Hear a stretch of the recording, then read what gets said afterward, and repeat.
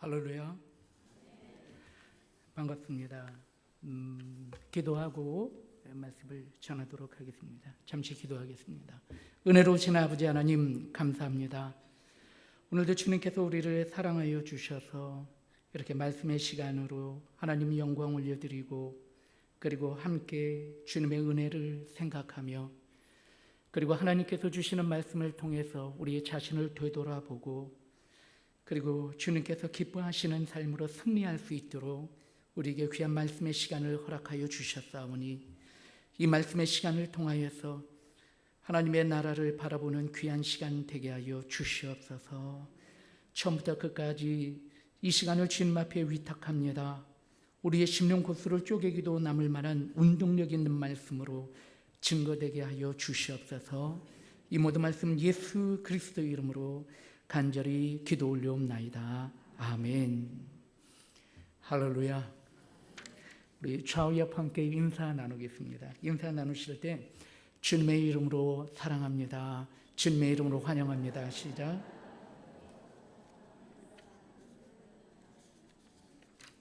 한 번 더 인사하겠는데요, 이번에는 뭐라고 인사하시냐면 당신의 얼굴을 보니 천사의 얼굴을 보는 것 같습니다 하고 앞뒤로 인사하겠습니다. 시작. 당신의 얼굴을 보니 천사의 얼굴을 보는 것 같습니다. 네. 보니까 천사 맞아요, 안 맞아요?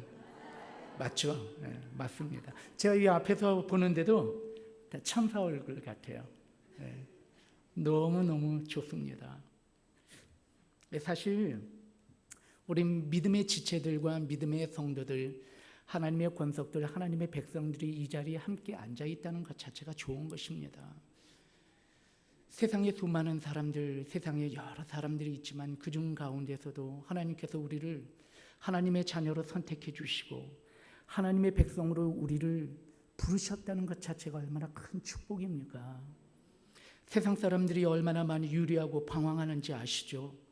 진리를 모른 채 영원한 천국의 소망과 확신도 없는 상태에서 얼마나 방황하고 유리하고 있는지 모릅니다. 오늘은 이렇게 쾌락과 유익을 쫓아서, 기쁨을 쫓아서 이것이 좋다고 하면 이쪽으로 몰려가고, 오늘은 이것이 좋다고 하면 또 이쪽으로, 내일은 이게 좋다고 하면 저쪽으로, 마치 쥐떼처럼, 마치 짐승들처럼 그렇게 쏘달려 다니고 그렇게 헤매면서 방황하는 세대가 바로 이 땅 가운데 있는 세대다. 그런데 그 중에서도 우리는 영원한 하나님의 나라와 흔들리지 않는 진리 가운데, 하나님의 구원과 하나님께서 주시는 소망 가운데 우리가 있다는 것 자체가, 할렐루야, 얼마나 좋은지 몰라요. 믿으시면 아멘. 좋아요, 안 좋아요? 좋은 거예요. 그것보다 더 좋은 게 어디 있습니까? 우리가 현재 이 땅에 속해 있지만 우리는 이 땅에 속한 자들이 아니에요. 사실은 우리는 어디에 속한 자들이에요? 하나님의 나라에 속한 자들이에요.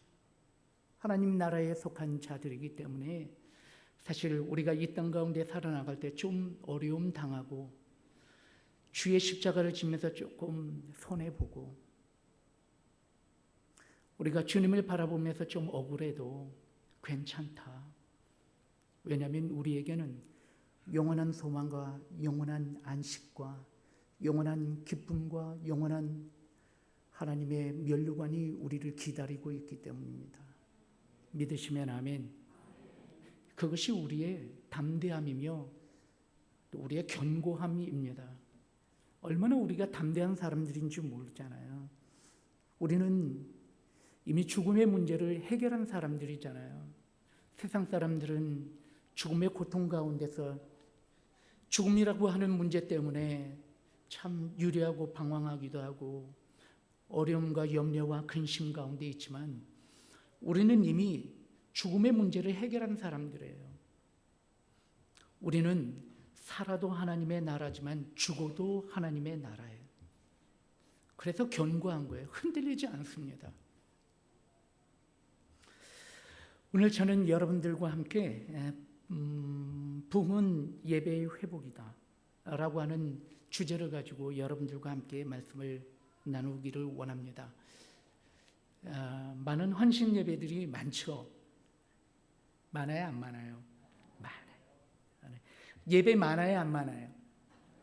예배 많아요. 오늘도 그 많은 헌신 예배 중에 하나잖아요, 그죠? 그런데 오늘 우리의 예배가 그 많은 예배 중에 좀 특별한 예배였으면 좋겠다는 생각이 정말 들어집니다. 특별한 예배는 무엇일까? 그것은 하나님이 함께하는 예배예요. 수많은 아무리 많은 예배를 드린다 하더라도 오늘 이 자리에 하나님이 계시지 아니하면 그것은 아무것도 아니에요. 하지만 오늘 이 예배 가운데 하나님이 계시다면 그것은 특별하다. 왜냐하면 특별하신 하나님과 특별하신 우리가 오늘 이 자리에 있기 때문입니다. 그래서 오늘 이 예배가 좀 특별했으면 좋겠어요. 오늘 이 예배를 통해서 그리고 이 말씀의 시간을 통해서 늘 드려지는 예배가 아니라 정말 이 시간에 하나님을 생각하고 하나님을 만나고 하나님을 바라보는 예배가 된다면 참 좋겠습니다. 저는 여러분들과 함께 오늘 말씀을 드리면서 이 땅 이 세대가 어떠한 세대인가, 그것은 참으로 갈급하고 고갈되어 있고 뭔가 부족하고 채워도 채워지지 않는 세대가 이 세대라는 그런 생각이 들어집니다. 이런 세대를 가리켜서 성경 말씀은 고갈되어 있고 그리고 또한 갈증이 있는 그런 세대라고 표현을 하고 있습니다. 그런데 이러한 우리의 세대가 사실은 어떤 세대를 말씀하시냐면 이 세대는 말씀이 없는 세대. 우리가 당하는 이 갈증과 고갈은 말씀이 없는 갈증이다, 고갈이다 라고 이야기하고 있습니다. 근데 사실 정말 그러냐 말이에요. 우리가 예배를 얼마나 많이 드리고 얼마나 많은 말씀들이 선포되고 있는데 텔레비전만 딱 틀어보고 케이블 방송만 틀고 그리고 손쉽게 우리 손 안에 말씀이 있고 우리가 조금만 뒤돌아보면 얼마나 많은 말씀들이 쏟아져 나오고 있는지 몰라요. 얼마나 훌륭한 목사님들, 얼마나 말씀을 잘 전하시는 목사님들이 텔레비전을 통해서 인터넷을 통해서 말씀들이 쏟아져 나오고 있는지 몰라요. 정말 말씀이 없는 기갈 맞나요? 말씀이 너무 많아요. 왜 우리가 그럼에도 불구하고 왜 말씀이 없는 기갈 가운데 이런 공허함과 취할 수 없는 우리의 마음으로 우리가 살아가야 할까? 그것은 첫 번째, 말씀이 우리의 귀와 머리가 아니라 가슴으로 받아줘야 합니다. 말씀을 가슴으로 받아야 합니다. 심령골수를 쪼개기도 남을 만한 말씀으로 받아질 때 우리의 영혼을 채울 수가 있는 거예요. 우리의 가슴이 쪼개져야 하는 거예요. 그러할 때 이 말씀이 우리를 변화시킬 수 있는 거예요. 그런데 말씀을 우리의 지성과 우리의 생각과 우리로 머리로 받는단 말이에요. 그게 문제라는 거예요. 두 번째, 말씀을 가슴에 받아서 가슴에 담아두면 되는가? 그렇지 않아요. 말씀은 가슴에 담아두는 게 아니에요. 말씀은 우리의 삶을 구체적으로 변화시켜 나가야 하는 거예요. 우리의 삶 가운데 실천되어지지 않는다면 그 말씀이 아니에요. 우리의 삶 가운데 말씀이 우리의 삶을 주장하시고 우리의 삶을 변화시킬 때 그게 진정한 말씀이랍니다. 그러기 위해서는 첫 번째, 말씀을 가슴에 받아야 합니다. 가슴에 새겨야 하는 거예요. 그리고 가슴에 새긴 그 말씀을 가지고 우리의 삶 가운데 구체적으로 실천해 나아갈 때 그 말씀이 비로소 생명의 말씀, 구원의 말씀, 능력의 말씀, 변화의 말씀, 내 삶의 표대가 되는 말씀, 내 삶을 진리로 인도하는 말씀이 되는 거예요. 오늘 주님께서는 나에게 이렇게 하라고 말씀하시는데 내 이성과 내 판단과 내 이데올로기와 내 모든 경험이 이것을 거부하는 거예요. 싫다는 거죠. 순종하지 아니하면은 말씀의 능력이 나타나지 않는 것입니다. 사랑하는 성도 여러분, 오늘 우리가 함께 말씀을 나눌 텐데 오늘 이 말씀을 가슴으로 받을 수 있는 여러분 되길 주님의 이름으로 축원합니다. 그러면 조금 특별해질 것 같아요. 그리고 그 말씀을 조금이라도 제가 드리는 한 40분 또는 45분의 이 말씀 가운데 어떤 한 부분이라도 가슴으로 받아서 그것을 삶의 실천에 나간다면 그 말씀은 운동력 있는 하나님의 말씀이기 때문에 여러분의 삶을 변화시켜 나가는 귀한 말씀 될 줄로 믿습니다. 어떠한 지체가 있었어요. 어떤 한 청년이 있었는데 그 청년은 예배를 드릴 때만 되면은 아멘, 할렐루야 그러는 거예요. 그런데 그 교회에서 담임하고 있는 목사님은 굉장히 수줍음이 많은 목사님이에요.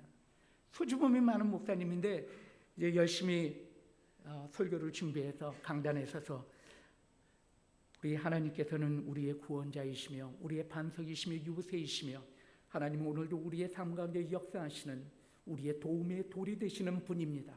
이렇게 말씀을 전하면 앞자리에서 할렐루야 하는 거예요. 이 수줍음 많은 목사님이 할렐루야 소리에 원고가 까먹는 거예요. 내용을 확 까먹는 거예요. 너무 당황스러운 거예요. 어떻게 해야 되나. 한두 번이 아니에요. 계속 그러는 거예요. 어떻게 해요? 그래서 조용히 성도님에게, 이 청년에게 다가가서 이렇게 이야기합니다. 좋습니다. 너무 은혜스럽습니다. 그런데 속으로 하시면 더 좋을 것 같습니다. 제가 원래 좀 수줍음이 많고 제가 그래서 이렇게 할렐루야 소리에 제가 원고를 까먹습니다. 그러니까 좀 속으로 해주시면 참 감사하겠습니다. 그랬어요. 그 다음날 또 예배를 드립니다. 여호와는 나의 목자시니 내게 부족함이 없습니다. 그는 나를 쉴만한 물가로 인도하시는 분이십니다. 이렇게 설교를 하는데 또 앞자리에서 할렐루야 그 다음에 뭐지 하고 또 까먹어요.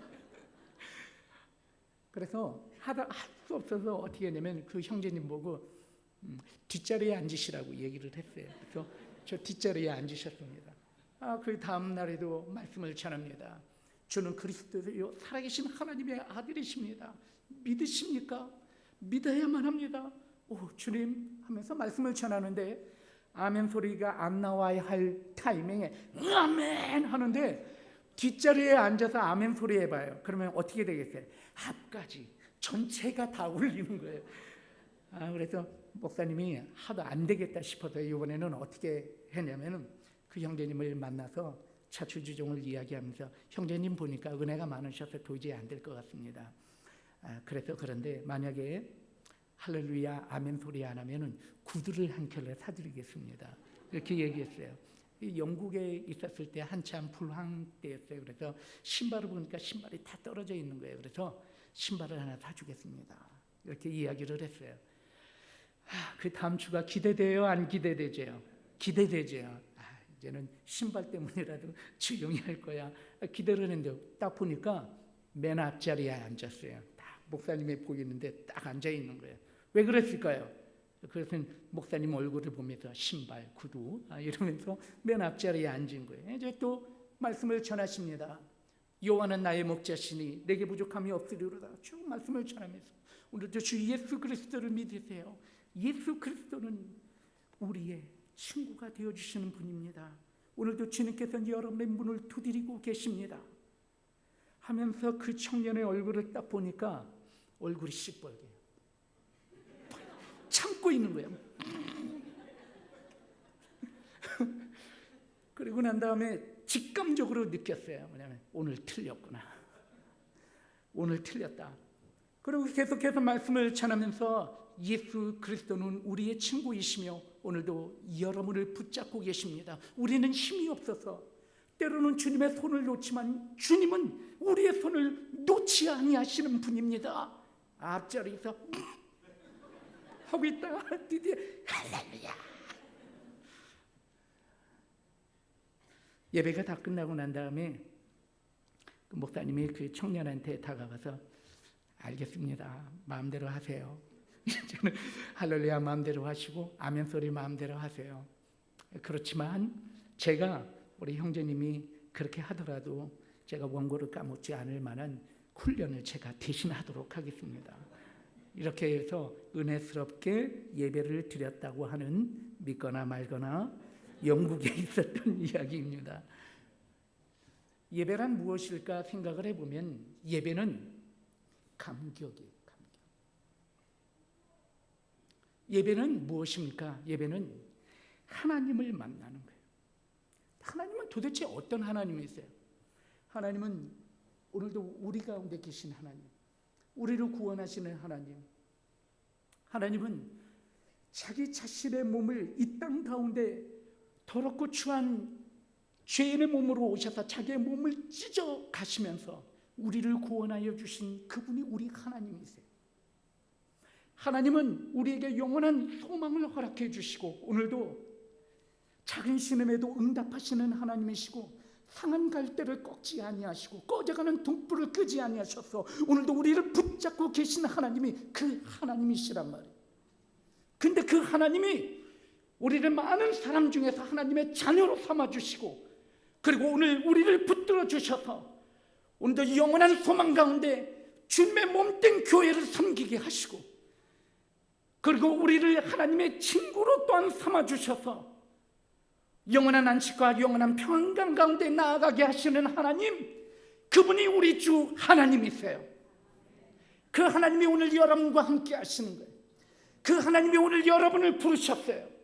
그 하나님이 오늘 여러분을 하나님의 백성, 하나님의 자녀로 삼아주셔서 부족한 우리를 통해서 오늘도 하나님 영광 받으시기 위하여서 우리를 오늘 이곳에 불러주신 분, 그분이 우리 주 하나님이세요. 이 하나님을 만나는, 이 하나님께 예배드리는 우리의 예배는 어떤 예배가 되어야 하는가? 이 예배는 감격입니다. 우리가 얼마나 죄인인지, 우리가 얼마나 형편없는 사람들인지 솔직히 알잖아요.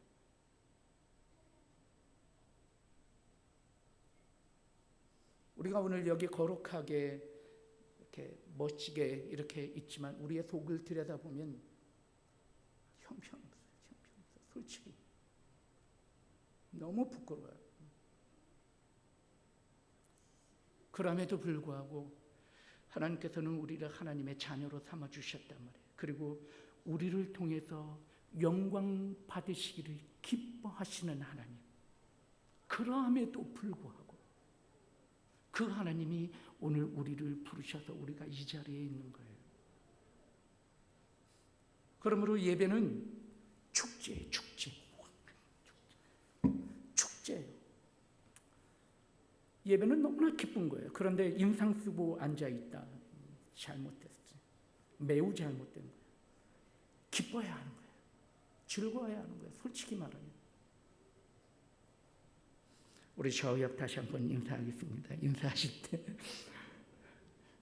당신 때문에 살만 납니다 하고 앞뒤로 인사하겠습니다. 시작. 당신 때문에 살만 납니다. 아멘. 할렐루야.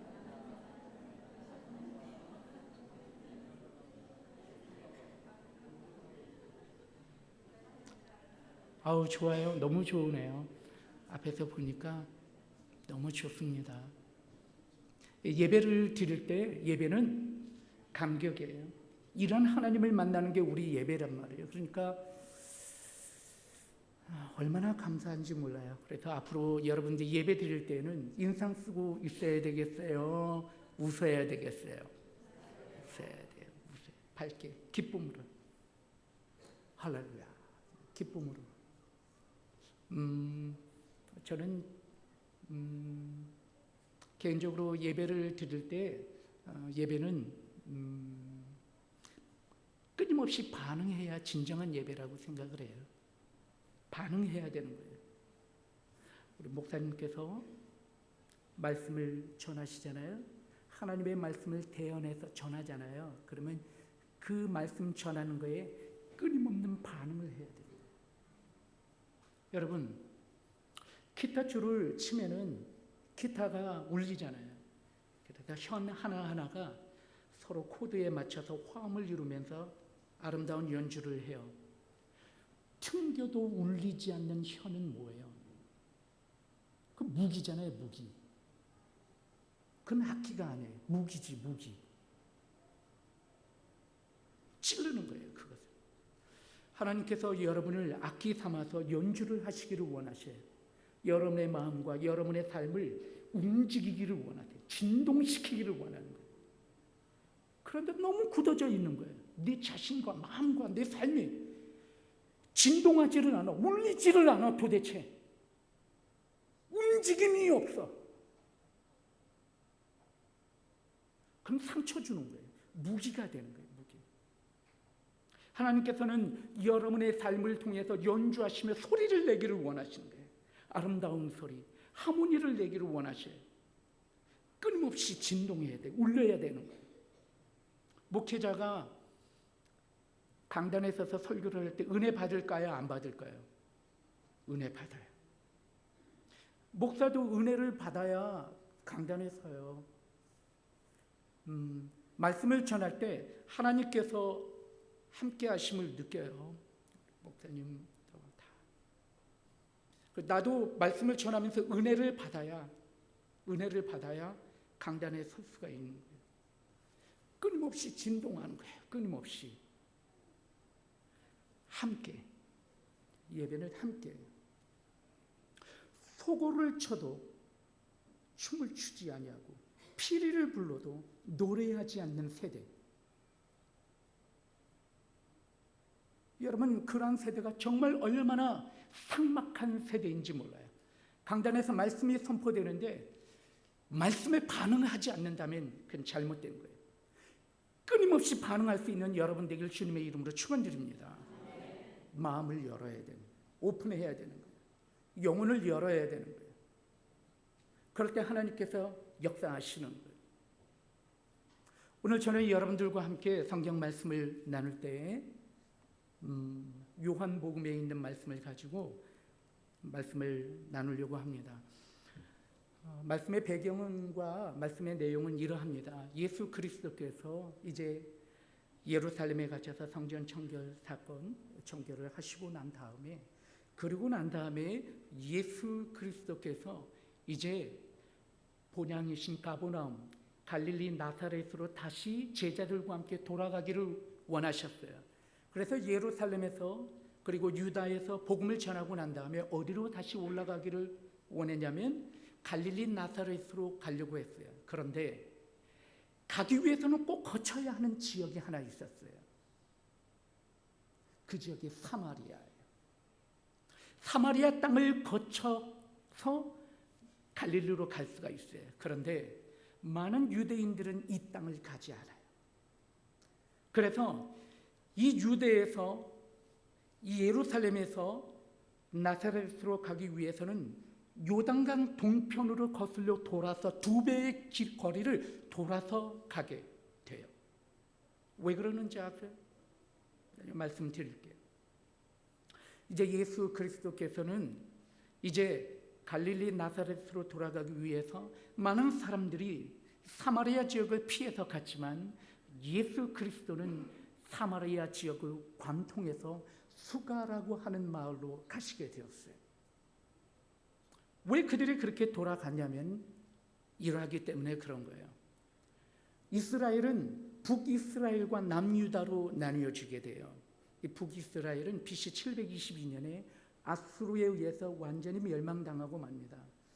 아수르에 멸망당한 이 북이스라엘의 10부족 이루어진 이 북이스라엘을 아수르가 침공해서 이 북이스라엘을 완전히 초토화시켰어요. 얼만큼 철저하게 초토화시켰는가 하냐면 그 안에 있었던 모든 문화와 종교와 그리고 모든 혈통까지도 이 아수르 민족이 들어와서 다 섞어버린 거예요. 섞어버림으로 인하여서 그들은 그들의 혈통을 지키지 못했어요. 즉 다시 말해서 아수르 사람들은 조금 헬라의 영향과 헬라의 그런 피를 좀 받아서 코도 오똑하고 약간 머리도 곱슬곱슬하고 눈도 약간 시퍼르무늬한 그런 민족이에요. 그러니까 아시아인이었었던 그러한 이스라엘 사람들하고는 좀 다르단 말이에요. 어쨌든 피가 섞인 거예요. 그들이 문화와 종교와 혈통을 지키지 못했어요. 그것을 바라보면서 이 유대 민족들이, 남유다 민족에 있는 사람들이 이 사마리아 사람들을 바라보면서 이 북이스라엘 사람들이 나중에 사마리아라고 하는 지역에 살게 됨으로 인하여서 그 북이스라엘 사람들이 사마리아인이 된 거예요. 이 사마리아인을 바라보면서 개와 돼지다라고 이야기합니다. 너희들은 내 혈통을 지키지 못했다라고 이야기하는 것이죠. 그래서 그 땅으로 들어가는 걸 부정하게 생각한 거예요. 그래서 돌아간 것입니다. 그러나 예수 그리스도는 그 땅을 찾아가셨어요. 그 땅을 찾아가서 수가라고 하는 지역에 머무르게 됩니다. 수가라고 하는 지역에 머물렀을 때 몹시 피곤했어요. 그리고 몹시 갈증이 났습니다. 예수 그리스도와 예수님의 제자들이 이제 한 운물을 찾게 되었습니다. 그리고 운물 곁으로 나아가 한 여인이 물을 깃고 있는 것을 보면서 이렇게 부탁을 합니다. 나에게 물을 좀 달라고 이야기합니다. 이렇게 나에게 물을 달라고 이야기를 할 때 이 여인이 이 예수 그리스도와 제자들에게, 예수님에게 이야기합니다. 당신은 보아니 유대인 같은데 어찌하여 개 돼지처럼 여기는 이 사마리아 여인에게 어떻게 물을 달라고 합니까? 라고 이야기하게 됩니다. 그때 예수 그리스도에게서 이렇게 이야기하십니다. 만약에 네가 하나님의 선물과 그리고 이 물을 달라고 하는 네가 누구인지 알았다면 네가 오히려 나에게 물을 달라고 했을 것이다 라고 이야기를 하게 됩니다. 그때 이 여인이 가만히 보니까 이 사람이 운물도 가지고 있는 것도 아니고, 그리고 또한 배회하며 방황하며 그리고 초라하게 보이는 그들의 모습을 바라보면서 분명히 물을 기를 만한 도구도 없고 운물도 가진 것 같지 않은데 물을 만약에 달라면 내가 물을 주었으리라 하고 이야기하시는 말씀을 보면서 이렇게 이야기합니다. 당신은 보아하니 물을 가진 것도 없고 물을 줄 수 있는 어떤 형편도 되지 않는데 어떻게 물을 준다고 합니까? 당신이 그러면 우리가 물려받은 이 야곱의 샘물이 아닌 다른 샘물을 갖고 있다는 것입니까? 그렇다면, 그렇지 않으면 혹시 당신이 야곱보다 큰 자입니까? 라고 이렇게 이야기를 하게 됩니다. 그때 예수님께서 뭐라고 말씀하시냐면 네가 만약에 하나님의 선물과 그리고 또한 내가 너에게 주리라 약속한, 주겠다 이야기한 그 생수를 네가 이해하고 알았더라고 하면은 네가 그렇게 말하지 아니하였을 것이다.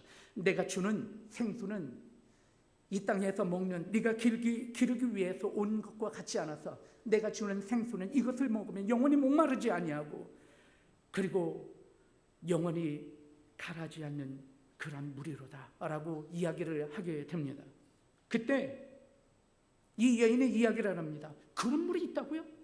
그런 물이 있다면 나에게도 주시옵소서 라고 이야기를 하게 됩니다. 그때 예수님께서 말씀하십니다. 네 남편을 데리고 오라. 이 여인이 이야기합니다. 저는 남편이 없는데요. 주님께서 말씀하십니다. 네 말이 맞다. 네가 전에 있었던 5 남편도 남편이 아니다. 그리고 지금 네가 살고 있는 사람도 남편이 아니다. 이 여인은 충격을 받게 됩니다. 왜냐하면 꿰뚫어 보고 있는 것입니다. 자기의 인생의 모든 것들을 꿰뚫어 보고 있는 그분을 바라보면서 그분은 보통 분이 아니시며 하나님께서 나에게 보내주신 선지자임을 그는 깨닫게 됩니다. 이 여인이 그에게 이렇게 이야기합니다. 제가 보아하니 유대인들은 예루살렘에서 예배한다죠. 우리는 그리심산에서 예배를 드립니다. 이렇게 이야기하게 됩니다. 그럴 때 주님께서 뭐라고 말씀하시냐면 여인이여, 여자여, 나를 믿으라. 이 산에서도 말고 저 산에서도 말고 예배할 때가 오나니 신령과 진정으로 예배할 때가 오느니라 라고 말씀을 하게 됩니다. 그때 이 여인이 이야기를 하게 됩니다. 주님, 당신이 누구십니까? 라고 말씀을 하게 됩니다. 그때 주님께서 말씀을 하시면서 제가 보아니, 이 여인의 예수님께 이야기해요. 제가 보아니 주님께서 말씀하신 이 산도 저 산도 아니고 우리가 신령과 진정으로 신령과 진리로 예배할 때가 온다고 한 그때는 바로 이 땅 가운데 메시아가 이 땅 가운데 오실 때 그때 이루어지는 줄을 저는 압니다 라고 이야기할 때 주님께서 그 여인에게 이야기합니다. 내가 바로 그로다 라고 말씀하시고 계십니다. 저는 오늘 이 말씀을 통해서 예배에 대해서 조금 이야기를 나누려고 합니다. 사랑하는 성도 여러분, 오늘 성경 말씀을 통해서 우리에게 첫 번째 예배에 대해서 무엇을 이야기하는가? 이 산에서도 말고 저 산에서도 말고 드리는 예배가 어떤 예배냐는 거예요. 이 산은 어디를 이야기하는 것입니까? 이 산은 예루살렘 성이 있는 시온산을 이야기하는 것입니다. 저 산은 무엇을 이야기합니까? 그것은 그리심산을 이야기하는 것입니다. 예루살렘 산 시온산은 어떤 산입니까? 시온산은 구별된 산, 시온산은 거룩한 산, 시온은 혈통을 지킨 산, 시온산은 종교를 지키고 그리고 또한 예배당을 지키고 예루살렘 성전을 지킨 거룩한 산, 그 산을 이야기하는 것입니다. 그러나 저 산인 그리심산은 어떤 산입니까? 그리심산은 상처받은 산, 그리고 그리심산은 죄악 가운데 여러 가지 아픔 가운데 점철되어 있는 산, 그리심산은 끝까지 지키지 못한 산, 그리심산은 많은 사람들이 손가락질을 하는 산, 그리심산은 많은 사람들이 저 사람은 안 돼, 저 사람은 아무것도 할 수 없는 사람이야, 정죄받은 산, 그런 산이 그리심산입니다. 그런데 예수님께서는 오늘 이렇게 이야기합니다. 이 산도 아니고 저 산도 아닌 모든 사람이 신령과 진정으로 예배할 때가 온다, 이렇게 말씀하고 있는 것입니다. 이 산도 아니고 저 산도 아닌 신령과 진정으로 신령과 진리로 드리는 예배, 그 예배는 어떤 예배입니까? 그 예배는 모든 것을 뛰어넘는 것입니다. 우리의 환경과 조건과 우리의 생각과 이데올로기와 우리들의 자만과 교만과 우리들의 모든 것을 뛰어넘어 예수 그리스도의 보혈의 십자가로 녹아진 예배, 그리고 치유된 예배, 그리고 회복된 예배, 예수 그리스도를 부르는 누구에게나 새로운 기회를 주고 예수 그리스도 안에서 온통 하나님이 주시는 은혜 가운데 자유함을 입은 예배, 이 예배가 바로 예수 그리스도께서 말씀하신 신령과 진리로 드리는 이 산도 아니고 저 산도 아닌 모든 것을 뛰어넘어 주님 앞에 예배드리는 예배라고 이야기하는 것입니다. 할렐루야. 오늘 여러분들은 이 예배 가운데 있는 것입니다. 왜냐하면 예수 그리스도께서 모든 것을 뛰어넘으셨기 때문입니다. 예수 그리스도는 그러한 분이시란 말이에요. 우리가 인생을 살아나가다 보면 마음대로 안 돼요. 뜻대로 정말 안 됩니다. 그럼 마음대로 돼요? 마음대로 안 되죠. 뜻대로 정말 안 됩니다. 정말 주님을 잘 믿겠다고 하지만 곧바로 무너져요. 어떤 분이 기도원에 가서 은혜를 많이 받았어요. 은혜를 많이 받고 할렐루야 딱 내려오는데 누가 차를 탁 앞에서 확 치고 들어와.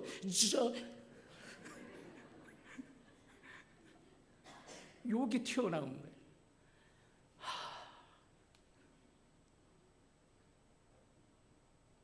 그게 우리예요. 그게 우리. 그러나 그러함에도 불구하고 우리가 가장 죄인 되었을 때, 우리가 주님과 우왕수 되었을 때, 우리가 가장 연약할 때, 그때까지라도 주님께서는 십자가를 지고 우리의 친구가 되어주셨고 우리의 구원자가 되어주셔서 오늘 이 자리에 많은 사람들 중에서 구별된 자로, 에클레시아로 우리를 오늘 이곳에 불러 모아 주셨단 말이에요. 할렐루야. 무엇을 위해서? 여러분들의 예배를 받으시기 위해서. 신령과 진정으로 드리는 예배, 이 산도 저 산도 아닌 모든 것을 뛰어넘어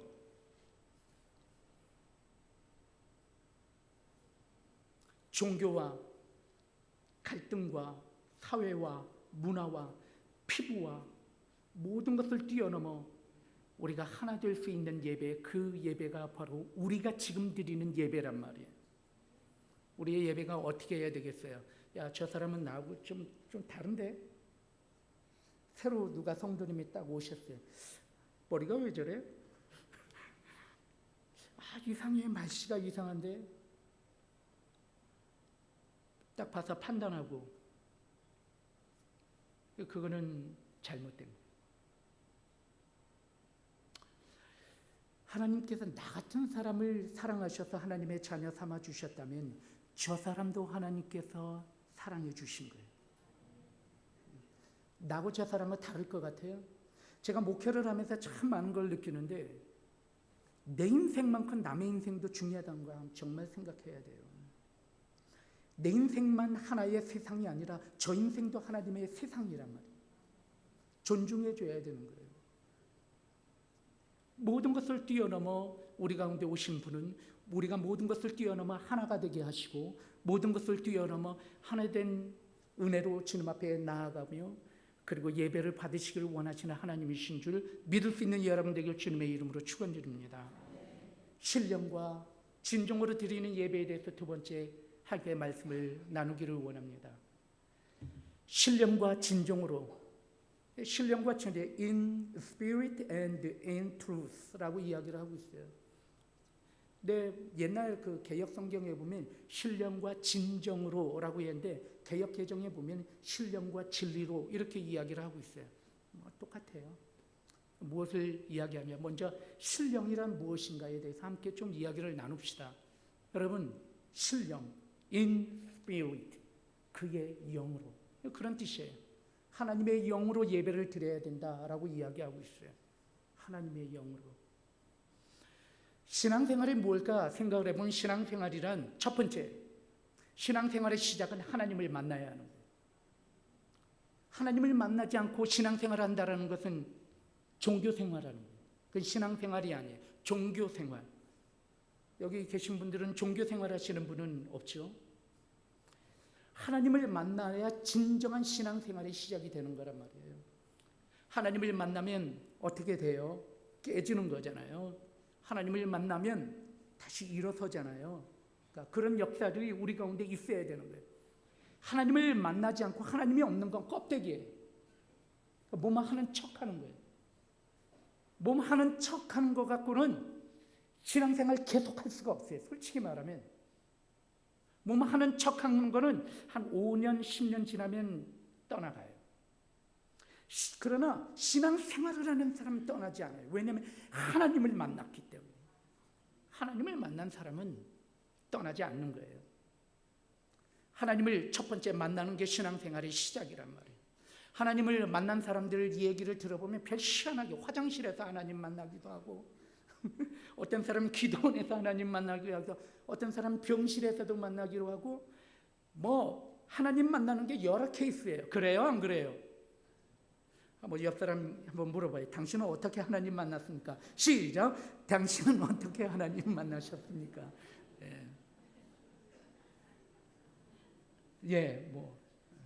할렐루야. 하나님을 만난 케이스들이 여러 가지예요. 다 다르잖아요. 그죠? 다 다릅니다. 근데 중요한 거는 신앙생활은 이 하나님을 만난 것부터 시작하는 거예요. 두 번째, 하나님을 만나고 난 다음에 무엇을 반드시 하게 되는 거야. 그 다음에는 회개가 있는 거예요. 회개는 돌이킴이라는 거예요. 자, 회개에 대해서 우리가 함께 생각을 해보는데 회개는 말이에요. 어떤 마음의 움직임이 회개가 아니에요. 눈물 흘리는 거 회개 아니에요. 눈물 얼마든지 흘리고 똑같을 수 있어. 눈물 100낭 흘려도 안 돼요. 눈물 많이 흘려도 눈물 흘리고 끝이야. 그러면 그건 회개가 아니에요. 그건 회개가 아니에요. 남성들이여 여자의 눈물에 속지 말아라. 눈물은 진정한 회개가 아니에요. 회개는 어떤 이모션, 어떤 마음의 어떤 움직임이 아니에요. 그건 진정한 회개가 아니에요. 회개란 오늘 제가 이 방향으로 가다가 하나님의 말씀을 듣고 돌아서는 거예요. 돌아서서 다시 가는 거예요. 변화예요. 바뀌어야 되는 거예요. 바뀌지 않으면 회개한 거 아니에요. 주님께서는 우리에게 구체적인 삶의 모습을 원하시는 거예요. 목회하면서 신앙생활을 하면서 교회를 함께 섬겨나가면서 솔직히 말하면 가슴이 답답할 때 많습니다. 자괴감이 들 때도 있고요. 정말 이래야 되겠나 하는 생각이 정말 들 때가 있습니다. 개독교, 먹사, 많은 이야기들을 하는데, 그리고 정말 그 구체적으로 데이터를 보면 착한 일, 좋은 일, 선한 일, 아름다운 일, 그건 다 기독교에서 다 하고 있는데, 여러분들은 불교와 기독교와 천주교 중에서 어느 종교를 제일 신뢰합니까? 라고 설문조사를 하면은 제일 낮은 게 기독교예요. 제일 선하고 좋은 일, 선한 영향력 있는 그런 많은 일을 하면서 욕을 먹는 거예요. 왜 그럴까요? 왜? 그것은 십자가가 잘못됐기 때문이 아니에요. 복음이 잘못됐기 때문에 그런 거예요. 진리가 잘못된 것이 아니에요. 그건 잘못된 게 아니에요. 우리가 잘못된 거예요. 우리의 실천이 따르지 않는 거예요. 그 복음이 있으면 복음만큼 우리가 따라가지를 못하는 거예요. 그렇기 때문에 우리가 욕을 먹는 거예요. 자, 지금 이 시대가 우리에게 필요한 것은 이모션이 아니에요. 눈물이 아니란 말이에요. 구체적인 행위가 요구된다는 거예요. 믿으시면 아멘. 이거 해야 진정한 경건이란 말이에요. 그렇게 해야 우리가 잃어버린 영향력과 잃어버린 권위를, 잃어버린 복음을 우리가 다시 회복할 수 있단 말이에요. 믿으시면 아멘. 회개가 일어나야 되는 거예요. 회개. 그래서 신앙생활이 무엇일까 보면 회개가 있어야 돼요. 회개가 없었다 그러면 그거는 신앙생활하는 게 아니에요. 그리고 세 번째가 뭐냐면 변화입니다. 변화. 하나님을 만나고 그리고 결단해서 회개하면 변화는 일어나게 돼 있어요. 만약에 변화가 일어나지 않는다. 그 사람이 5년, 10년, 20년, 30년 신앙생활을 했음에도 불구하고 변화가 없어요. 맨날 우울해. 맨날 심각해.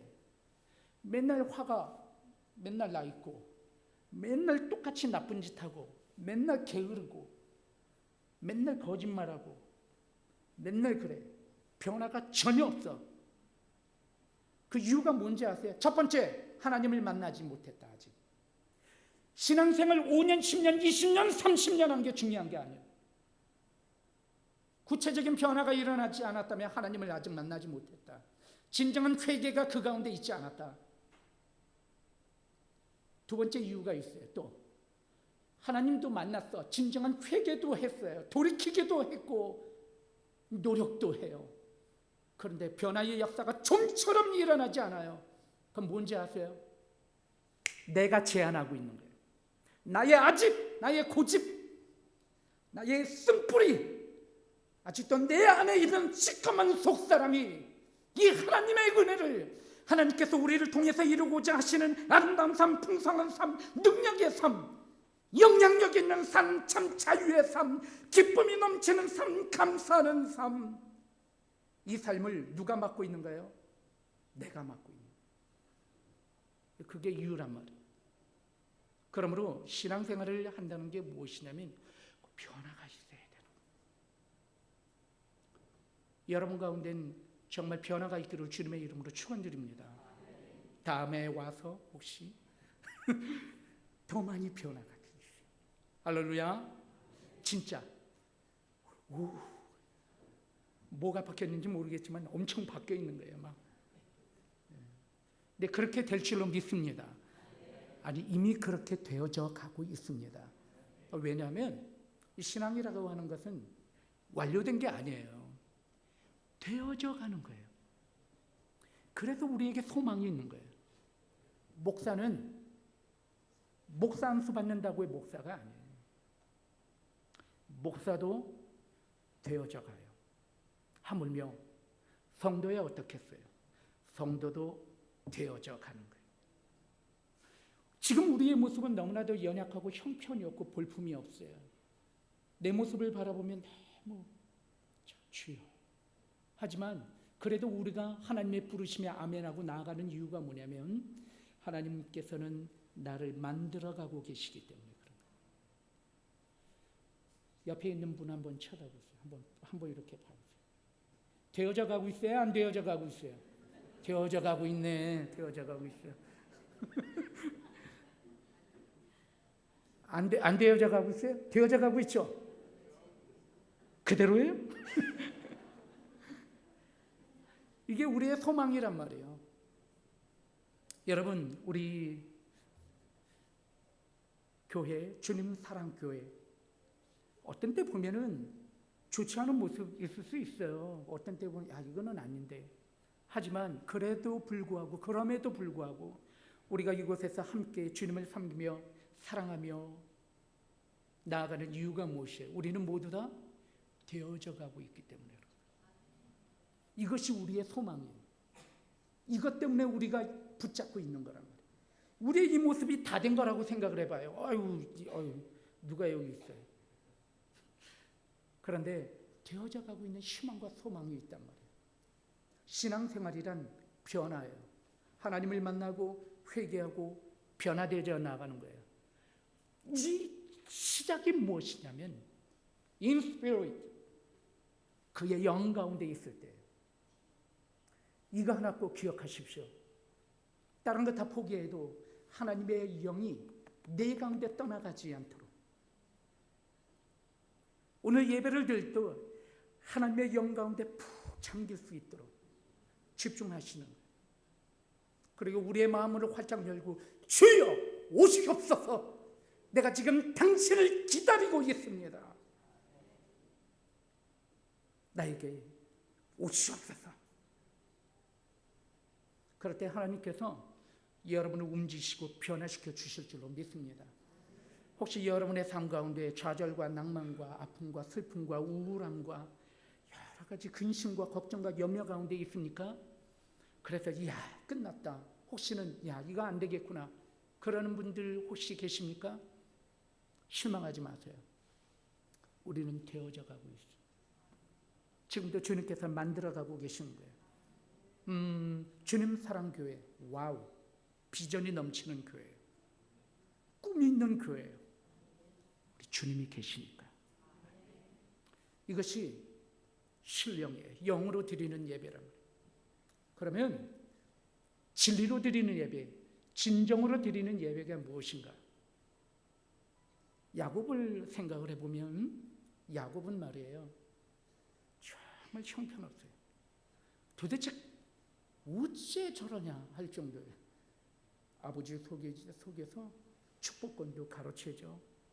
팥죽으로 잘 해가지고 형도 그냥 올무에 빠뜨리죠. 라반의 외삼촌 집에 가서 그때부터 DNA 조작을 한 건지 모르겠지만 아주 그렇게 해서 재산을 많이 불려서 나왔죠.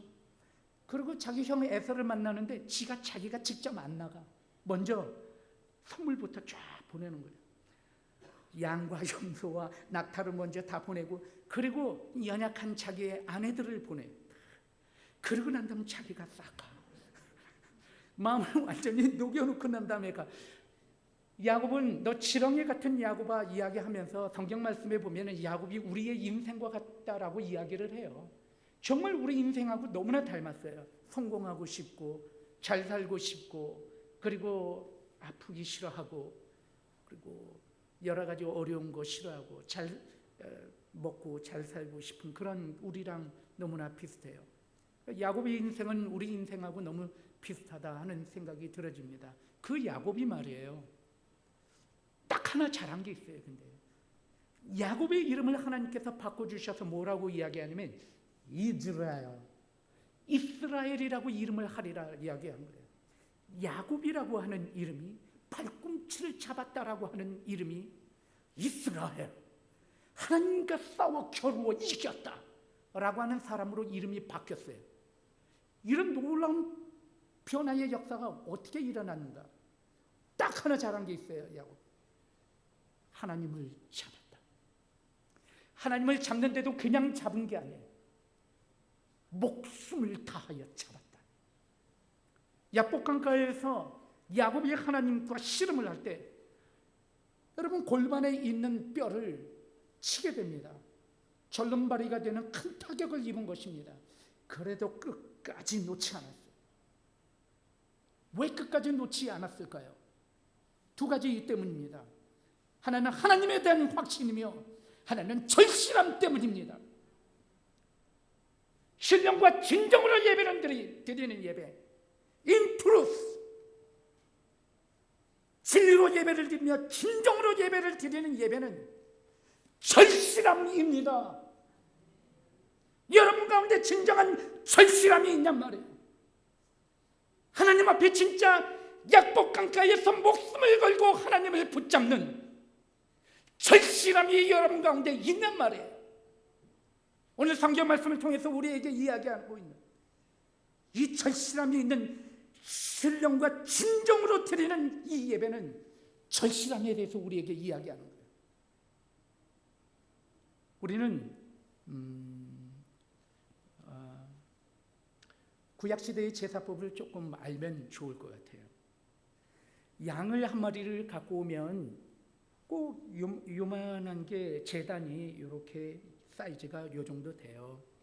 그러면 양을 가지고 오면 양의 목을 치고 팔을 치고 다리를 치고 배를 갈라요. 내장을 집어내고 피는 내 모퉁이에 바르고 그리고 각을 뜬 양을 올려놓습니다. 그리고 불을 피워요. 불을 피우면 이것이 지글지글 타기 시작하는 거예요. 그리고 타면서 연기가 올라가고 그 살타는 냄새가 막 피어오르면서 피비린내가 막 풍겨나는 거예요. 그 예배를 드리면서 그 예배를 옆에서 지켜보면서 기도하는 그 지체는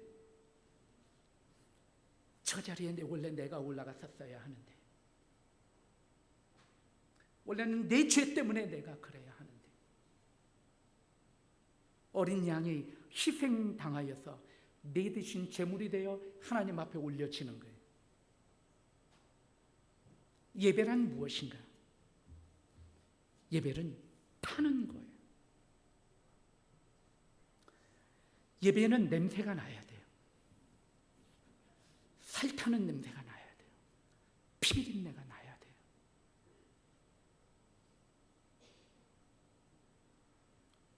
우리가 예배를 드리면서 냄새가 나지 않는다면 그건 예배가 아니에요. 예수 그리스도의 보혈의 피, 그리고 나의 모든 옛사람과 나의 모든 추악한 속사람이 타는 냄새가 있어야 돼요. 지글지글대는 냄새가 있어야 그게 신령과 진정으로 드리는 예배란 말이에요. 오늘 성가대 헌신 예배를 우리가 함께 드리고 있는 거 맞아요? 네, 맞아요. 성가대의 찬양이 어떤 찬양이 돼야 할까? 저도 성실대학교 웨스트민스터 합창단에서 합창단 활동을 하게 되면 반주의자가 돼요. 교육을 많이 받습니다. 교육을 받고 또 나와서 부천에 있는 신학대학교에서 음악을 한 1년 반인가 2년 공부를 했어요. 그러면서 대부분 다 그래요. 성실대학교 합창단 출신들이 음악에 대한 그런 게 있어서. 그래서 공부를 하고 성가대도 지휘도 했어요. 저도 음악 목사로 있기 한 적도 있었어요. 그런데 가장 중요하게 생각하는 게 뭐냐면 냄새가 나냐는 거예요.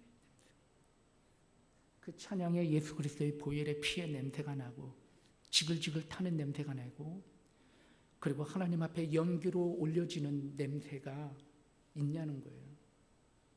그런데 보면은 성가대가 찬양을 하고 또는 우리 성도님들이 예배를 드리고 나면 오늘 무슨 예배를 드렸는지, 오늘 말씀이 뭔지 전혀 까먹어요. 5분 뒤에 물어보면은 메시지가 뭔지 기억이 하나도 안 나요. 성가대가 찬양을 하잖아요. 찬양에 오늘 찬양의 내용이 뭐지? 오늘 찬양의 주제가 뭐지? 아무것도 몰라요. 성가대 찬양을 조금 이야기하면 찬양엔 3가지 요소가 있어요. 첫 번째 요소는 어떤 요소인가? 그것은 찬양 본연의 요소예요. 그것은 바로 무엇이냐면 제사로서의 찬양의 역할이에요. 그리고 두 번째 찬양은 메시지 선포의 기능이 있어요. 그리고 세 번째는 치유의 기능이 있고요. 그리고 네 번째는 선포의 기능이 있습니다. 이렇게 많은 기능들이 있어요. 찬양에. 예배를 통하여서 내가 오늘 어떤 메시지를 가지고 찬양을 했는지 전혀 내용의 가사를 모른다고 하면 그것은 오늘 찬양 부른 게 아니에요. 찬양 가운데는 능력이 있어야 되잖아요. 근데 오늘 찬양을 불렀는데 일단 먼저 내 안에 이루어진 능력이 없어요. 내 마음이 변화가 없어요. 내 마음이 움직이지를 않았어요. 그거는 나도 안 움직이는데 그 찬양을 듣는 성도가 움직이겠냐 말이에요. 솔직히 말도 안 되는 얘기예요. 내가 먼저 그 찬양 가운데 있는 능력을 내가 받아야잖아요. 찬양은 하나님 앞에 올려드리는 산 제사예요. 그렇기 때문에 지글지글 타는 냄새가 나야 돼요. 찬양 속에서 흠뻑 보혈의 피와 그 은혜의 냄새가 나야 되는 거예요. 그런데 그게 하나도 없다면 그것은 껍데기인 거예요. 신령과 진정으로 예배를 드린다 하는 그 진정이란 바로 그러한 것입니다. 절실함을 이야기하는 것입니다. 사랑하는 성도 여러분, 오늘 주님께서는 이 절실함으로 예배드리는 예배 가운데 어떻게 역사하셨는가? 자, 이제 이 사마리아 소가성에 있는 사마리아 여인이 내가 바로 메시아, 네가 원했었던 이 산과 저 산에서도 예배를 드릴 것이 아니고 신령과 진정으로 드릴 예배의 때가 온다고 하였는데 메시아가 오면 이 모든 것이 이루어진다고 네가 말했는데 바로 그가 바로 나로다, 내가 바로 메시아 그리스도라다 라고 이야기했을 때 이 여인은 예수 그리스도께 무릎을 꿇습니다. 그리고 예수 그리스도를 영접하게 됩니다. 그리고 이 여인이 나아가서 마을 곳곳마다 나아가 예수 그리스도를 전합니다. 내가 메시아를 보았습니다. 여기 와서 이 사람을, 이 메시아를 여러분 만나보세요. 소가성에 있는 모든 사람들이 이 여인의 이야기를 듣고 예수 그리스도에게 나오게 됩니다. 그리고 그 소가성은 예수 그리스도의 복음 전함을 통하여서 하나님의 놀라운 구원의 역사가 이 소가성 온 지역에 성취되는 놀라운 은혜의 역사가 오늘 성경 말씀을 통해서 우리에게 이야기하고 계십니다. 그런데 말이에요, 오늘 이렇게 단순한 이야기가 아니란 말이에요. 이 여인은 도대체 무슨 여인이에요? 5 남편이 있었는데 지금 사는 사람도 네 남편이 아니라고 하는 이 여인이에요.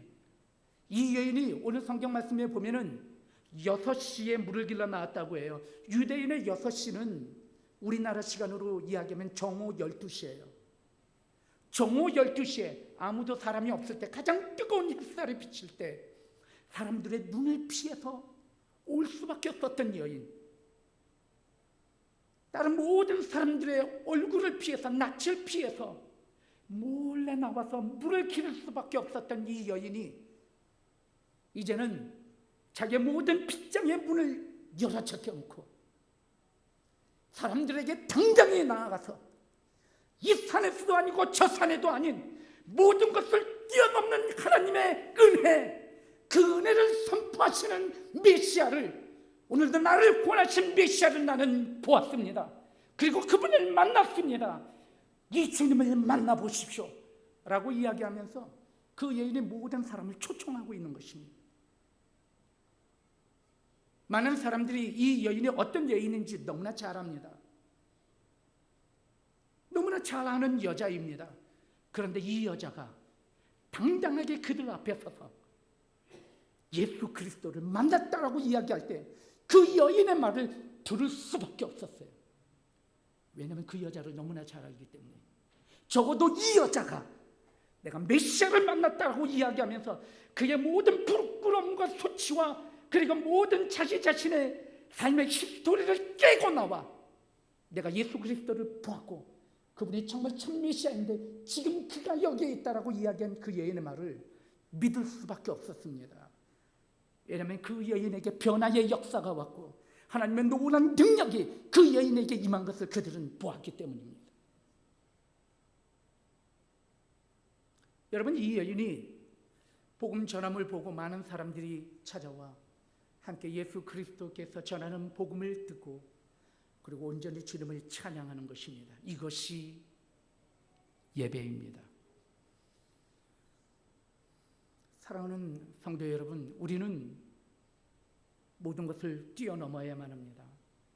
신앙생활을 하다 보면은 나하고 다른 것을 보게 되는데 나하고 다른 성도가 있다면 그것은 잘못된 것이 아닙니다. 그것은 다양성입니다. 다른 사람들이 함께 어우러져서 한 영 가운데 함께 나아가는 것이 그것이 예배이기 때문입니다. 사랑하는 성도 여러분, 말씀을 정리하려고 합니다. 목회를 하면서 참 가장 기쁠 때가 뭐냐면 성도가 변화되는 것입니다. 예배를 잘 드리는 분을 보면 정말 행복합니다. 이분이 문제가 생겼다 안 생겼다 보면은 목사님 그 예배 드리는 거 보면 딱 알잖아요. 예배 드리는 자세, 모습, 성실성 딱 보면 아하, 병들었구나. 아, 큰일 났구나. 딱 알 수가 있어요. 예배는 신앙생활의 척도예요. 그리고 예배를 드리다가 보면 어떤 때는 예배 안 드리고 싶을 때 있어요, 없어요? 솔직히 있어요. 맞아요. 있어요. 목사는 있을까요, 없을까요? 있어요. 어떤 때 너무나 힘들어서 어떨 땐 그럴 때 있어요. 그런데도 나와야 안 나와요? 나와요. 그런데도 왜 그래요? 나오면 그 안에 생명이 있기 때문에 그런 거예요. 그래서 예배는 죽으라고 나와야 돼요, 안 나와야 돼요? 나와야 돼요. 교회 와서 죽어야 돼요. 죽어도 교회 와야 되는 거예요. 왜냐하면 그 가운데 하나님이 계시고 예배가 있기 때문에 그런 거예요. 믿으시면 아멘. 그렇습니다. 사랑하는 성도 여러분, 주님 사랑교회 목사님 이렇게 처음 뵀는데 너무 인자하시고 너무 좋으세요. 오늘 이 아름다운 교회 그리고 주님의 교회,